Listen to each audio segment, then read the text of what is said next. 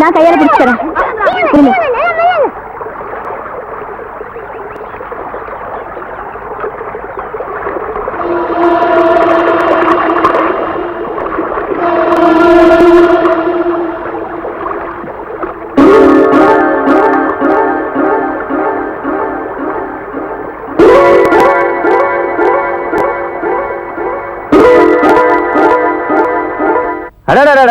சின்ன சந்து கடை கூட பூந்து விளையாடுறீங்க. எதுல சந்து? அதான் முதலாளி, கல்யாணி புருஷன் குடிகாரங்க சாக்க வெட்டி பழி அவன் தலையில போட்டு பிரச்சனை அப்படியே கவுத்துட்டீங்க. அறிவு இல்லாத ஜனங்க இருக்க வரைக்கும் நம்ம அதிகாரம் நல்லா கொடி கட்டி பறக்க. அடிக்கிற காத்து சூறாவளியா இருந்தா கொடி என்ன, கொடி கம்பமே பறக்கும். ஆமா, இடத்து காலி பண்ணு. வீட்டுல தனியா பேச முடியல, நீங்க வந்திருக்க புரிஞ்சுக்க மாட்டேங்கிறியா? போ சொல்லுமா. ஆத்தோட செஞ்ச பாவம் நேத்தோட போச்சுன்னு நினைச்சல.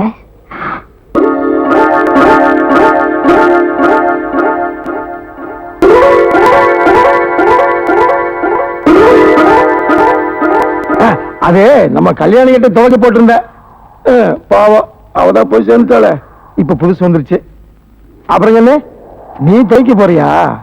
ஆமா, துவைச்சு உன் சாயத்தை வைக்க போறேன். கல்யாணி சாவுக்கு நீதான் காரணம். அப்படிங்கிற?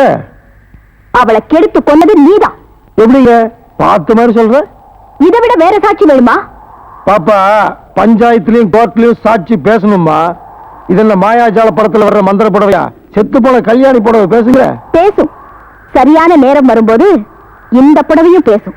மேடை போட்டு மைசெட் வச்சு தர்றேன், ஊரெல்லாம் போய் பேசு. நம்பிடுவானா? நம்புறதுக்கு ஒருத்தருக்கா அந்த ஊர்ல இருக்கான்.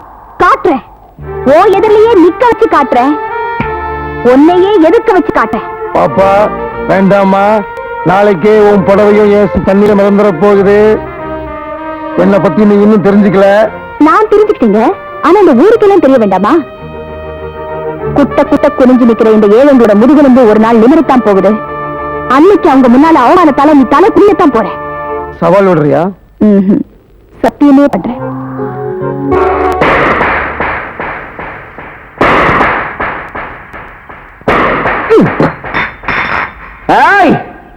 யாருங்க இது? அநியாயம். நீ எல்லாம் இந்த ஊருக்கு பெரிய மனுஷனா இருக்கலாம், அதை இந்த ஊர் நம்பலாம், ஆனா நான் நம்ப மாட்டேன். நீ கடவுளை பார்த்து நடந்த அநியாயத்தை புருஷனுக்கு நானே தண்டனையை கொடுத்தேன். அவ அப்பாவி, அவ புருஷ, இவன் துரோகி. கோயில அந்த குழந்தைய நான் பார்த்தேன், அனாதையா அழுதுகிட்டு இருக்கு. நானும் ஒரு அனாதை, அதனால தான் குடிச்சேன். என்ன எவன் கேப்பா? கேட்க மாட்டேன். அந்த அயோக்கிய யாருன்னு அங்கேயே சொல்லிருப்பேன். ஆனா போடிய சோறு இத்தனை வருஷமா அதுக்கு என் மனசாட்சிய குழி தோண்டி பொழைச்சேயா. உருப்பிடுவியா? உருப்பிடுவியா நீ? அம்மா வணக்கம்மா. ஏண்டா, குடிச்சிட்டு வந்து என் முன்னால நின்று பேசுற அளவுக்கு உனக்கு தைரியம் வந்துருச்சா? ஆமா ஆமா, உங்களுக்கு ஒரு உண்மை தெரியாது என்ன நடந்துச்சுன்னு. பாவ அநியாயமா கொண்டு அவ புருஷனுக்கு நானே தண்டனை கூட்டு. ஜெய் துரோகி, நீ உருப்பிடுவியாடா? இந்த தைரியம் இருந்தா என் புருஷனை பத்தி எனக்கு முன்னால பேசுவ நீ. இனிமே மூட்டே முடியாது, ஒரு நிமிஷம் கூட நிக்க கூடாது. போவலியே, போடா இங்க இருந்து, போடா.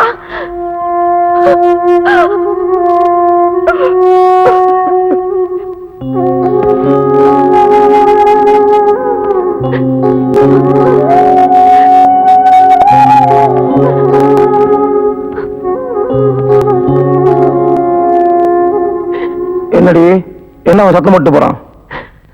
இனி எத்தனை நாளைக்கு தாங்க நான் இப்படி ஊரா இருக்கு நல்லா பூச்சி மழைப்படுது? ஏன் இப்படி அக்கிரமம் பண்றீங்க?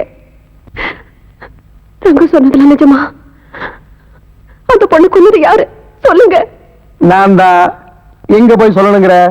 ஊருக்கு மத்தியில சொல்லணுங்கிறியா? கண்டோரா போட்டு சொல்லணுங்கிறியா? சொல்றேன். நீ பொட்டு அழிச்சுக்கிறியா? காலை எடுத்துட்டு முந்திச்சு நின்னுக்கிறியா? சொல்லு, நான் தான் கொன்னேன்னு சொல்றேன்.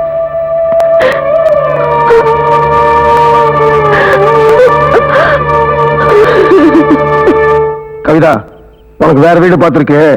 இனிமே யமுனா மட்டும் இங்க இருந்துகிட்டோம். என்ன புதுசா இருக்கு? ஆமா, புதுசுதான். ஒரு மாற்றம் வேணும் இல்ல? என்ன விளையாடுறீங்களா? இனிமேதான் விளையாடணும். யமுனா இல்ல, அவளுக்காக தான் ஏற்பாடெல்லாம் பண்ணிருக்கேன். அது என் உயிர் இருக்கிற வரைக்கும் நடக்காது. அடுக்க போறியா? ஏற்கனவே அவளை தூக்கிட்டு வர சொல்லி ஆள் அனுப்பிச்சாச்சு. முதலாளி, முதலாளி, நாம மோசம் போயிட்டு முதலாளி. காத்திருந்தோம் பொண்டாட்டிய நேத்து வந்தோம் பறிச்சிட்டு போற மாதிரி. ஐயோ, நீங்க பாலூட்டி வளர்த்த கிளி, அந்த பஞ்ச வர்ண கிளி யமுனா இருக்காளே, அவளும் ரங்கனும் வாய்க்கா வரப்பெல்லாம் தோப்பும் துறவெல்லாம் போமா ஊர்கோலம்னு அலைஞ்சு திரியறாங்க. என்ன ஊர்வலமா போறாங்க? அப்படியே 2 பேத்துக்கு சபவலமாக்குங்கடா. எனக்கு கிடைக்காதவ யாருக்கும் கிடைக்க கூடாது. இல்ல, பத்னி ஆகணும் தானே அவன் பின்னாடி போறான். அவன் கண் முன்னாடி நம்ம ஆளுக்கு 10 பேர்த்து விட்டு பத்னி இல்லாமக்கிறா.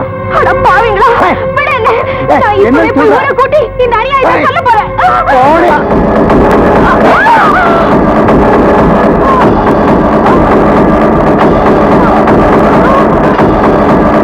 என்ன சொல்லிடா? அந்த அப்பாவை கொண்டு கொண்டுட்டு அவ புருஷனுக்கு மாப்பிள்ளை ஊர்வலம் வச்சிருக்கா அந்த ராஜமாணிக்கம். இதுக்கெல்லாம் நீங்களும் உடனடியா இருந்திருக்கீங்க. நீங்களும் ஒரு மனுஷனா? ஆமாண்டி, நான் மனுஷன் இல்ல. நீங்களும் சத்தம் போடாங்க. சத்தம் போடுவேன். இப்போது நான் சொல்றது கேட்க போறீங்களா இல்லையா? நான் கேட்க மாட்டேன். எனக்கு யாரு இருக்காங்க? யாருமே இல்ல. நான் நம்ப மாட்டேன். நான் யார் பத்தி கேட்க மாட்டேன். ஏய் ரங்கா, போய்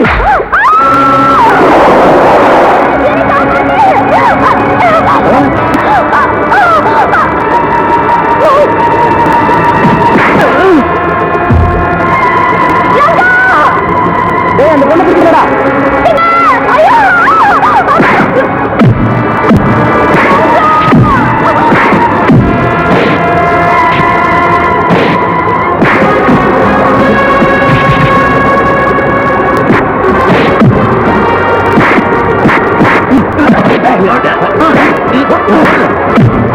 அந்த பொண்ணு பிடிச்ச தண்ணி அடிச்சு போயிடுச்சு.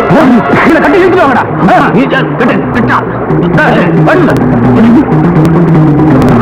பாவி சண்டாளா, அவசரி மவனே, அந்த யமுனா பொண்ணை ஆத்துல கொண்டுட்டா. கொண்டுட்டா பாவி, கொண்டுட்டா. ஏண்டா அவளை சும்மா கொண்டியா? கிடுத்து கொண்டியா பாவி? அவன் மேல ஆசை இருக்குன்னு ஒரு வார்த்தை சொல்லியிருந்தா போது. அவளையும் உனக்கு கட்டி வச்சு அழகு பார்த்துக்கொண்டா. முதலாளி தள்ளிட்டதுல சினிமா மண்டல் அடிபடி செத்து போயிட்டாங்க. இந்த மகனமா நினைச்சாடா உன்ன. முதலாளி, முதலாளி,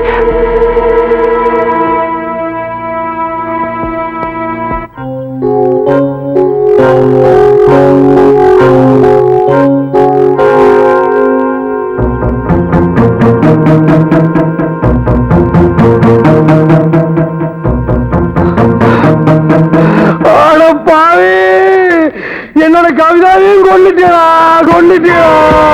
என்னடா கொண்டுட்டேடா பாவி.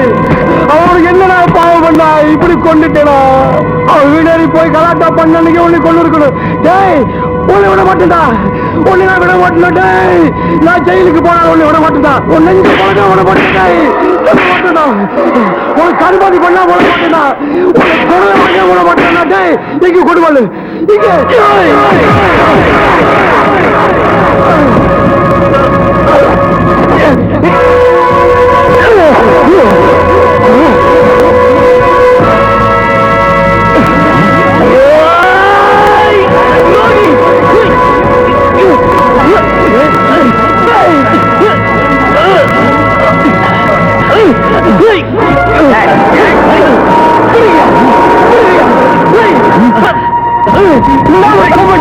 யாரையும் கொலை பண்ணல. பண்ணுங்க.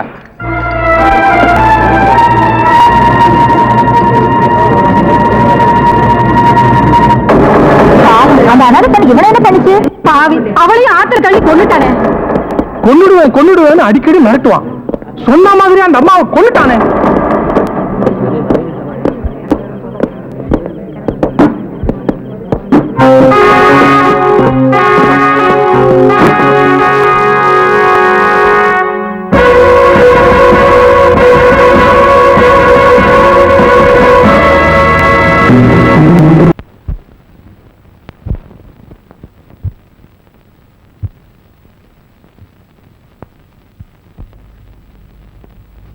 இதுவரை விசாரித்த சாட்சியங்களின்படியும் இது நாள் வரை நடந்த விசாரணைகளின் போது குற்றவாளியாக இருக்கும் ரங்கன் எந்த வார்த்தையும் பேசாமல் மௌனமாக இருப்பதையும் பார்க்கும்போது அவன்தான் ராஜமாணிக்கத்தின் இரண்டாவது மனைவி கவிதாவை அடித்துக் கொன்றான் என்பதும் ராஜமாணிக்கத்தின் ஆதரவில் தங்கியிருந்த யமுனா என்ற பெண்ணை ஆற்றில் தள்ளி கொன்றான் என்றும் தெளிவாகிறது. ஆகவே இந்திய குற்றவியல் சட்டப்படி குற்றவாளிக்கு உயர்ந்தபட்ச தண்டனையாக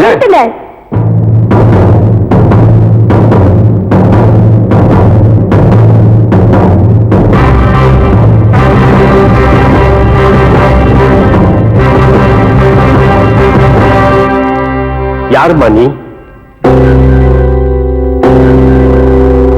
எந்த யமுனாவை இவர் ஆற்றில் தள்ளி கொலை செய்தார் என்று குற்றம் சாட்டப்பட்டிருக்கிறதோ அதே யமுனாதான் நான்.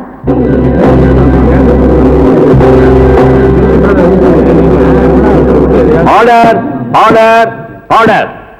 கொலை செய்யப்பட்டதாக கூறப்பட்ட யமுனா இந்த பெண் தானா? மிஸ்டர் ராஜமாணிக்கம் உங்களை தான்? ஆமா. My god. கனம் நீதிபதி அவர்களே, இந்த வழக்கு சம்பந்தமாக சில முக்கியமான உண்மைகளை கூற வந்திருக்கும் எனக்கு அனுமதி அளிக்க வேண்டும் என்று கேட்டுக்கொள்கிறேன். அனுமதி அளிக்கிறேன்.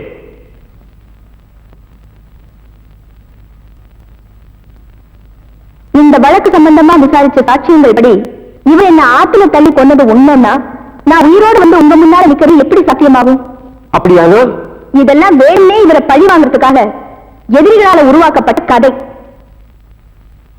அது மட்டும் இல்ல, என்ன எப்படி இவர் கொலை செய்யலையோ அதே போல ராஜமாணிக்கத்தோட இரண்டாவது மனைவி கவிதாமாவையும் இவர் கொலை செய்யல. அதை எந்த ஆதாரத்தோடு சொல்லுகிறாய்? அவர் கொலை செய்ததா சொல்ற அந்த நேரத்துல அவர் அந்த இடத்துலயே இல்ல. வேறு எங்க இருந்தார்? மணமேடையில. அன்னைக்குதான் எங்க 2 பேருக்கும் திருமணம் நடந்துச்சு.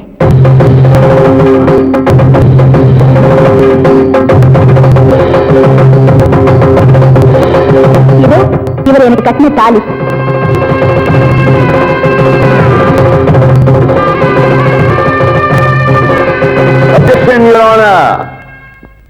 நடந்ததாக சொல்லப்படும் திருமணத்திற்கு சாட்சியங்கள் இதோ எங்க கல்யாணத்தை முன்னிலையில் நடத்தி வச்ச மெய்சாமி கவுண்டர்,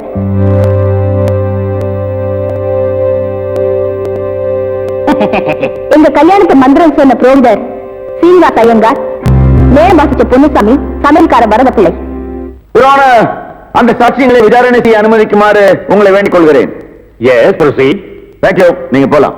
மெய்சாமி கவுண்டர், மெய்சாமி கவுண்டர், மெய்சாமி கவுண்டர்.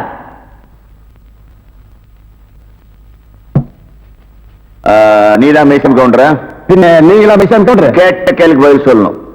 மெய்சாமி கவுண்டர் நான் தான் சொல்லு. நான் தாங்க மைசாமி கவுண்டர். அப்படி சொல்லு. உங்க குடும்பத்தில் எத்தனை பேர்? ஏன் கோர்ட்ல ரேஷன் கார்டு கொடுக்க போறீங்களா? ஐயோ, கேட்ட கேள்விக்கு பதில் கேளுங்க. எத்தனை பேர்? 3 பேர். போன மாசம் 16ஆம் தேதியில இருந்து 4 பேர். அது என்ன 16ஆம் தேதி? அன்னைக்கு தாங்க என் ஒய்ஃபுக்கு டெலிவரி ஆச்சு. சரி, இந்த ரங்க யமுனாவுக்கு எங்க தாலி கட்டினா?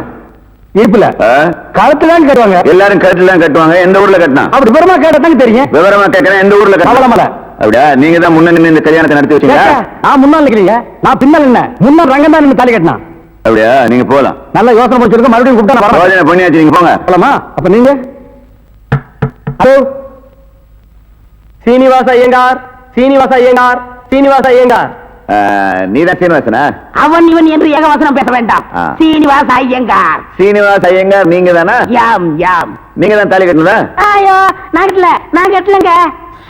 நீங்க தான் மந்திரம் சொல்ல சொல்லி தாலி கட்ட சொன்னீங்களான்னு கேக்குறேன். ஆமா ஆமா ஆமா. ஆக உங்களுக்கு அந்த கல்யாண மந்திரம் எல்லாம் தெரியும். கண்டிப்பா. எங்க கொஞ்சம் சொல்லுங்க பார்க்கலாம். ஏய், ஏன் உங்க கல்யாணத்துக்கு மந்திரம் சொல்லலையா? சொல்லுங்க. சொல்லணும். ரிஜிஸ்டர் மறைஞ்சோ? இல்ல, உங்களை பார்த்தா சாஸ்திரிகள் மாதிரியே தெரியலையே. நீதிபதி என்ன இந்த வக்கீல் ஏட விடாம கேள்வியை கேட்டு ஜாதி பத்திரிகை கிளப்பா. இதை நீங்க கண்டிச்சு வைங்கோ. நான் சொன்னதை அப்படியே குறிச்சுக்குங்கோ. நீங்க போலாம். பத்மா தம்பி, ஆ. நாம நல்லா இருக்கணும். யமுனா அவர்களை விசாரணை செய்ய அனுமதிக்க வேண்டுகிறேன். S proceed. தேங்க்யூ.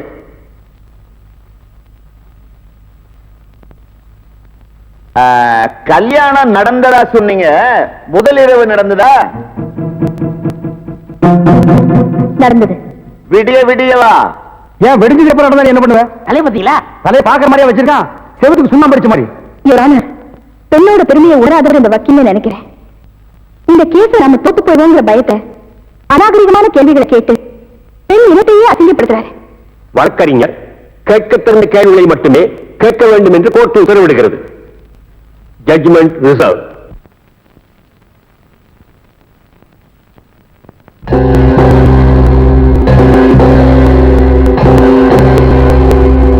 இந்த வழக்கில் கொலை செய்யப்பட்டதாக கூறப்படும் யமுனாவே நேரில் வந்து கூறிய விளக்கத்திலிருந்து இந்த வழக்கு வேண்டுமென்றே ஜோடிக்கப்பட்டதாக உறுதி செய்யப்படுகிறது.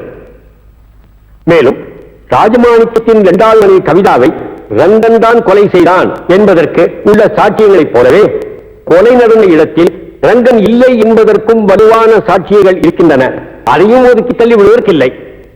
எப்படி அவர் யமுனாவை கொலை செய்யவில்லையோ அப்படியே ஏன் கவிதா கொலைகின்ற நேரத்தில் அவர் அங்கே இல்லாமல் இருந்திருக்க கூடாது என்ற சந்தேகம் எழத்தான் செய்கிறது. எனவே சட்டப்படி அந்த சந்தேகத்தின் பலனை குற்றம் சாட்டப்பட்டவருக்கு சாதகமாக கொண்டு ரங்கனை விடுதலை செய்து தீர்ப்பளிக்கிறேன்.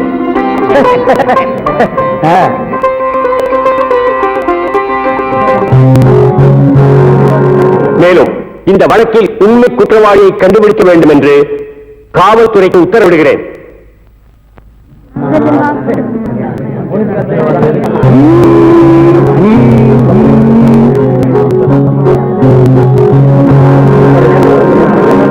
ஐயோ வாடகை வெட்டி அரிக்குதே, இந்த வேஷத்தை நான் கலைச்சிட வரேன். அடிச்சா குடி அந்த மாதிரி விழுந்து அது கூட என்ன அவசரம்? ரங்க வரட்டும். அண்ணே, எல்லா ஏற்பாடும் பண்ணிருக்குமா, சீக்கிரமா ரங்க வந்துருவான். எல்லாம் உங்க முயற்சியாலடா. நீங்க செஞ்ச இந்த உதவிக்கு நான் இன்னும் கைமாறு செய்யறதுனே தெரியல. நான் என்னமா அப்படி பெருசா செஞ்சுட்டேன்? நிச்சயமா பெரிய விஷயம்தான். ஆத்தோடு ஒதுங்கி கிடந்த என்னை காப்பாத்தி இத்தனை நாள் அந்த ராஜமாணிக்கம் கண்ணில் படாம என்னை ஒழிச்சு வச்சிருந்தீங்களே, இது பெரிய விஷயம் இல்லையா? எல்லாத்துக்கும் காரணம் என் எதிரியும் ஓ எதிரியும் அதே ராஜமாணிக்கமா இருந்ததுனால தான். என் சகோதரி கவிதா வாழ்க்கையை கெடுத்தவனை பழிவாங்க நான் விட மாட்டேன். அவனை இதோட விட்டுட்டு மட்டும் நினைக்காத. இந்த கேஸை மறுபடியும் கிளறி அந்த கொலை பண்ணது அவன் தான் நிரூபிச்சு அவன் ஒரு வழி பண்ணாம நான் விட மாட்டேன். நாங்க வரோம் தங்கச்சி.